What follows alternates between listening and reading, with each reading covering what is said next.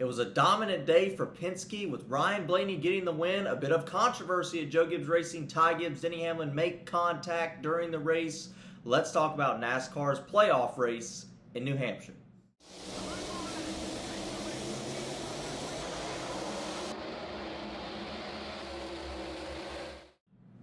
Hello everybody, welcome to Dirty Air. I'm your host Alex Lambert, and let's talk about NASCAR up north at New Hampshire. A great racetrack, a flat 1 mile oval, a lot to talk about today. Big win today for Ryan Blaney, punching his ticket into the third round of the NASCAR playoffs, right? So now advancing into round 3, the round of 8, big deal for Ryan Blaney. It was a dominant day by all the Penske cars, all the Penske drivers, all of them finishing up front except for Austin Cindric. We'll break down just exactly how good they were when we take a look at some of these numbers. We'll break down the top 10, look at that playoff grid that's important, right? Some guys that we thought would do a little better did not do good today. We'll talk a little bit about that Ty Gibbs and Denny Hamlin drama, right? It was a bit of a story. I think it needs to be brought up. We'll talk a little bit about that. Let's go ahead and talk about NASCAR up north in Loudon, New Hampshire, and let's get into it right. Blaney wins. Big win for Ryan Blaney, his third win of the season. Got his first win earlier this year at Nashville. Got the Daytona win to end out the regular season. First win in the playoff. First win ever at New Hampshire for the driver of the 12, Ryan Blaney. So big win for him today. Gets to hold up the Lobster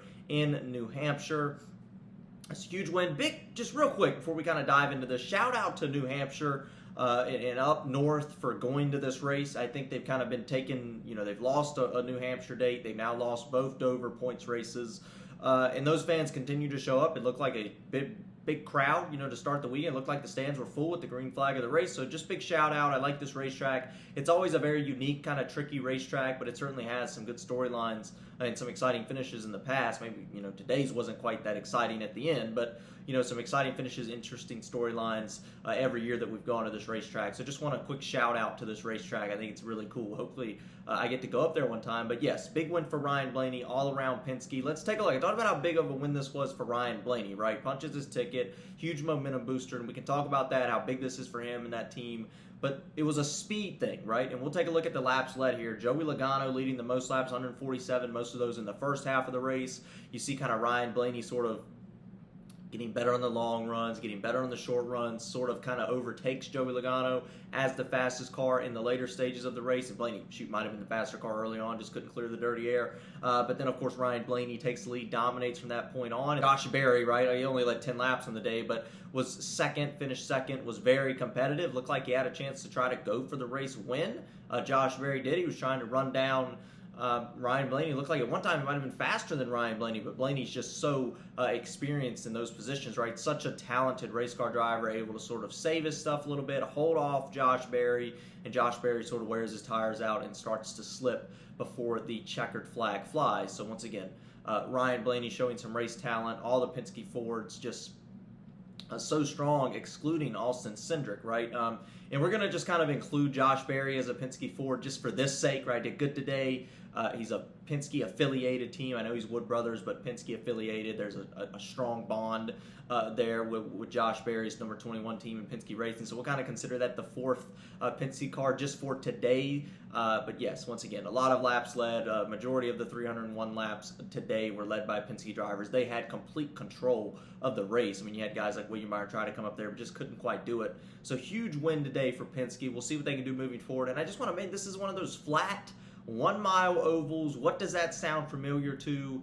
The championship race at Phoenix, right? And this is when guys like Ryan Blaney, this time of year, historically, has been when Ryan Blaney, when Joey Logano really pick up the pace and start winning races and running way better, and we're starting to see that just like we do almost every single season with these two teams. So we'll continue to watch them moving forward throughout the playoffs. Once again, I want to mention Ty Gibbs, Denny Hamlin. There was some controversy, some drama about midway through this race. Denny Hamlin and Ty Gibbs racing very hard. Denny Hamlin obviously thinks that since he's a playoff driver, he maybe should get a little bit of slack from his teammate Ty Gibbs. He was not giving them to him, so Denny Hamlin kind of got fed up a little bit, seemed to run him up the track a little bit, made some contact. Don't know if he was really trying to spin him out and wreck him here and take Ty Gibbs essentially out of the race with this wreck. I think he was more just trying to nudge him up the track, but ultimately spun him out.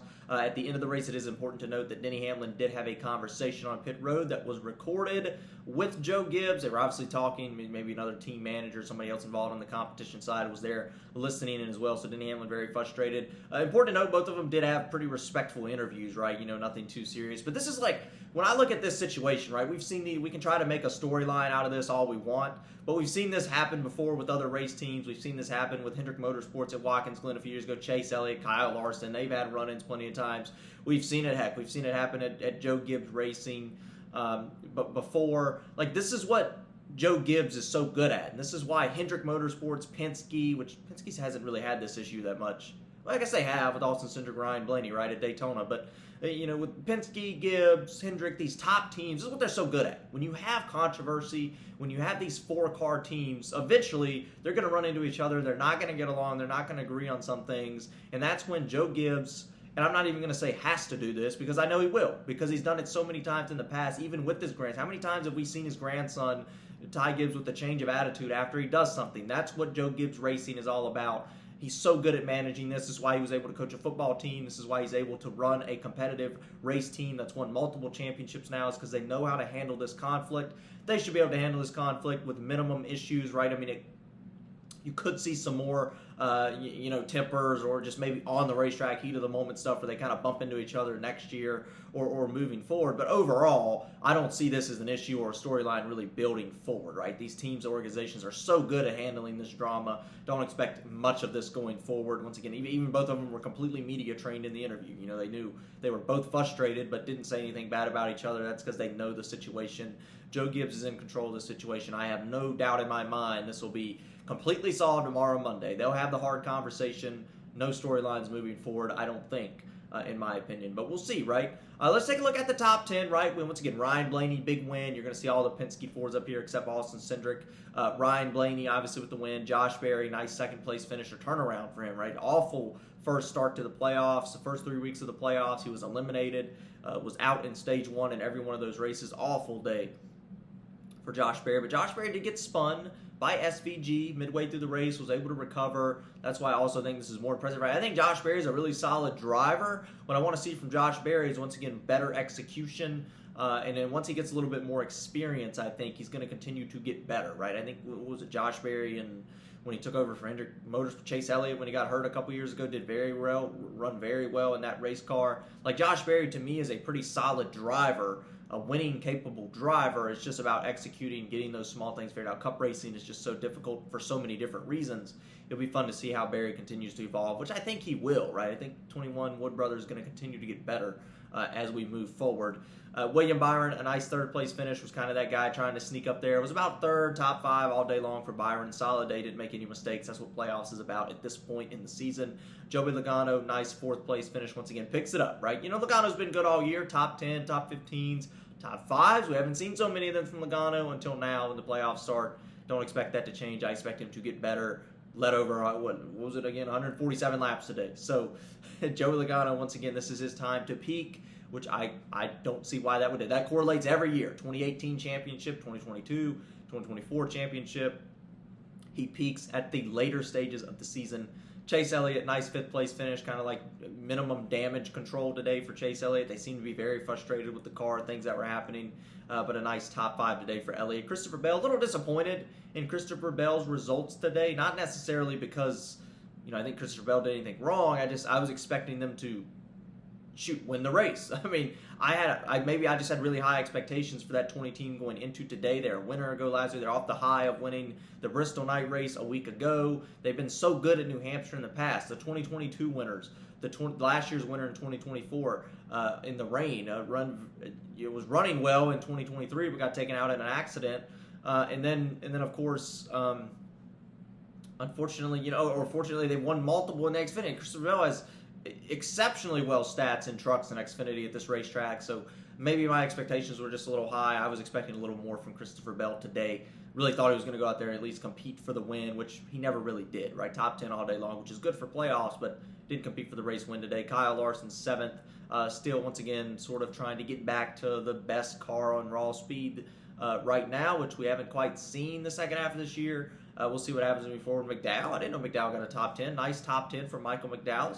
I have to say this racetrack sort of suits his driving style for sure. Ross Chastain, a nice top 10, sort of just casually all year long. Ross Chastain used to be, on all the headlines, causing trouble. Well, casually this year, just getting top 10s, getting solid results, one win at the Coke 600. We'll continue to see how far Chastain can go moving forward. Chase Briscoe with a nice 10th place finish. Another one of those Joe Gibbs Racing Toyotas. Nice 10th place finish there for Chase Briscoe. I didn't mention where Hamlin finished earlier. He finished in the 12th position, just to note that.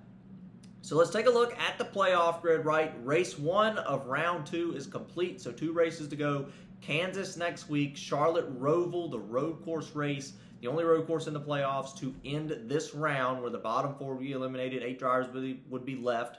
Ryan Blaney with the win today punches his ticket. Already guaranteed. He's in gold. Is going to the round of 8 no matter what. Again, Ryan Blaney is going back to the round of 8 again, which is important to note. He's been so good in the playoffs in the next gen era the last 4 or 5 years. It's phenomenal. William Byron, awesome day today. 47 points above. Right, like I said, didn't do anything really flashy today. We got a lot of points, stage points, finished 3rd. That's going to put you 47 points. But that's almost like a one-race cushion, right? Something goes wrong at the Roval. Something could go wrong at Kansas. You still want to do as good as you can, but you almost have like almost a full race buffer over the cut line right now, which is phenomenal for him. Kyle Larson, 41 points above. Once again, all those regular season points, stage points, bonus points getting accumulated helps out a lot. Christopher Bell, 29 above. So, right, there's a little bit of a gap there. He gets a little bit closer with Christopher Bell. Denny Hamlin, 27 points above. Was a little bit frustrated today. But 27 is still a solid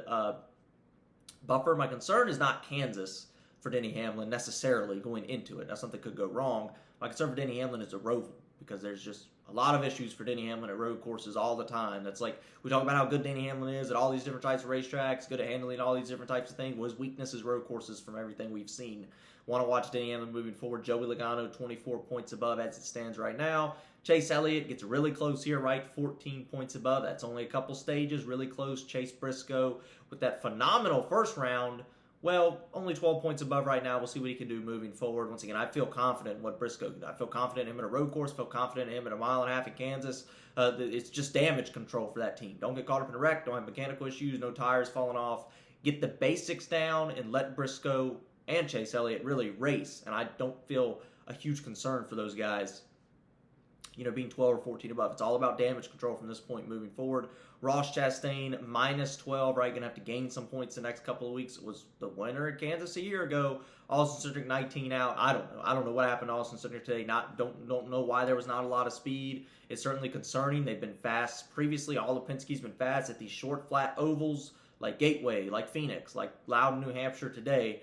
And it just doesn't perform. Starts 22nd, finishes outside the top 15. Just not sure why Austin Cindric was lacking the speed, and not sure what happened today to cause them to be so far off all the other Penske Fords. And you look here, both of the 2311 Toyotas now at the bottom.